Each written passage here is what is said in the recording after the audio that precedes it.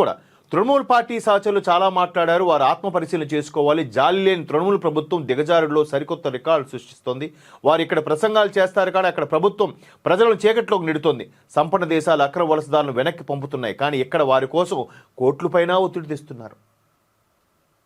పెద్ద పెద్ద సంపన్న దేశాలే వాళ్ళకి రిసోర్సెస్ ఉన్న వాళ్ళే మా దేశం విడిచిపోండి అని చెప్పి నానా యాగి చేస్తుంటే ఇక్కడ మనం రండి మాకు గెలవడం కావడం మెల్లగా వాళ్ళకి ఓటు హక్కు ఇచ్చేస్తే గెలిచేస్తాం వాళ్ళతో. ఇప్పుడు నాకు అయిపోతుంది, రేపొద్దు నేను పోతారు, నెక్స్ట్ ఏంటి పరిస్థితి? తర్వాత బుధవారం లోక్సభలో జరిగిన ఘటనలో రాష్ట్రపతి జరిగిన అవమానంగా భావిస్తున్నామని మోదీ పేర్కొన్నారు.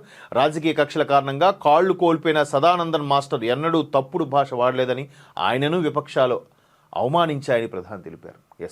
ఈ సదానంద్ మాస్టర్ గారు వీళ్ళకి నిరసన తెలియజేయలేక ఆ 2 కాళ్ళు తీసి జైపూర్ లెగ్స్ ఏమంటారు కదా బయటికి తీసి, కాళ్ళు లేని ఆయన ఆ ఆర్టిఫిషియల్ లెగ్స్ బయట తీసి టేబుల్ మీద పెట్టి మరీ నిరసన తెలియజేశారు. వీళ్ళ ఓవర్ యాక్షన్ తట్టుకోలే.